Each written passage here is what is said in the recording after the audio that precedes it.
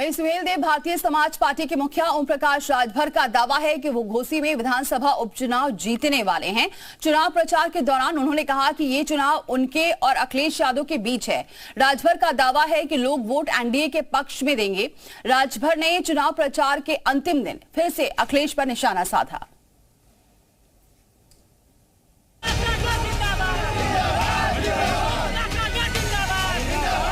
घोसी विधानसभा के लिए हो रहा उपचुनाव बीजेपी के लिए जहां प्रतिष्ठा की लड़ाई है, वहीं इस चुनाव के नतीजे सुभासपा अध्यक्ष ओपी राजभर की सियासी राह भी तय करेंगे।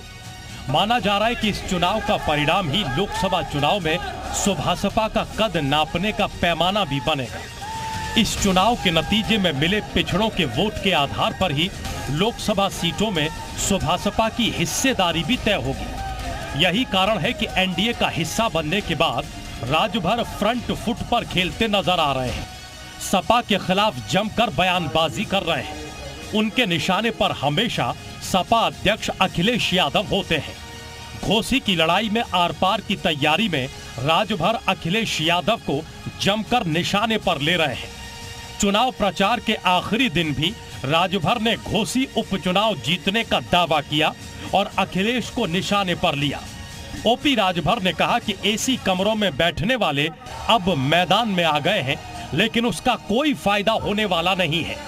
घोसी बाय इलेक्शन हम जीत रहे हैं क्योंकि अखिलेश यादव को पता है कि यहां राजभर किसके साथ है।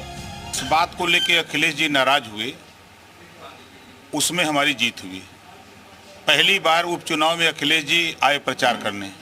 आप अगर देखेंगे तो पहली बार उपचुनाव में एसी से निकल के आए। वही ना, शिवपाल जी को आप देखिए, गांव-गांव भटक रहे हैं। आज ये भी उपलब्धि ओम प्रकाश राजभर की है। प्रोफेसर राम गोपाल जी कभी जीवन में किसी गांव में नहीं निकले थे राजनीतिक जीवन में, और आज एसी से निकल करके गांव में दे दो राजभर, दिला दो राजभर, जान बचा दो राजभर चिल्ला रहे हैं गांव-गांव। वहीं राजभर की ललकार पर सपा ने भी हुंकार भरी। सपा ने राजभर के हमले पर जोरदार पलटवार किया। देखिए, उत्तर प्रदेश में सर्किट हाउस के एसी कमरे में बैठ के पिता पुत्र मंत्री बनने के लिए चर्चा करते हैं, बात नहीं बनती है। दिल्ली जाते हैं, दिल्ली में एसी कमरों में बैठ के बातचीत करते हैं कि मंत्री बन जाए पिता पुत्र, लेकिन बात फिर भी नहीं बनती है। आज ओपी राजभर जी वो दिल्ली और लखनऊ के इंजन के बीच में फंस गए हैं, इसलिए वो तरह तरह के बयान दे रहे हैं। समाजवादी पार्टी उनके जल्दी मानसिक रूप से स्वस्थ होने की कामना करती है और उनके इलाज का पूरा खर्च उठाने को समाजवादी पार्टी तैयार है। घोसी उपचुनाव को समाजवादी पार्टी भारी अंतर से जीतने जा रही है। घोसी का चुनाव भले ही महज एक विधानसभा का उपचुनाव हो, लेकिन इसको एनडीए बनाम इंडिया की लड़ाई के तौर पर देखा जा रहा है। घोसी के नतीजे दारा सिंह चौहान के साथ साथ ओपी राजभर के भविष्य को तय करने वाले हो सकते हैं। राजनीतिक कलाबाजी में माहिर ओपी राजभर बीजेपी के साथ खड़े हैं और इस इलाके में उनकी राजनीतिक पैठ मानी जाती है।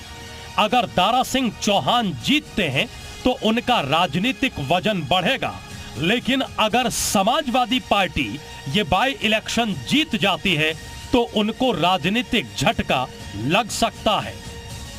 ब्यूरो रिपोर्ट, जी मीडिया।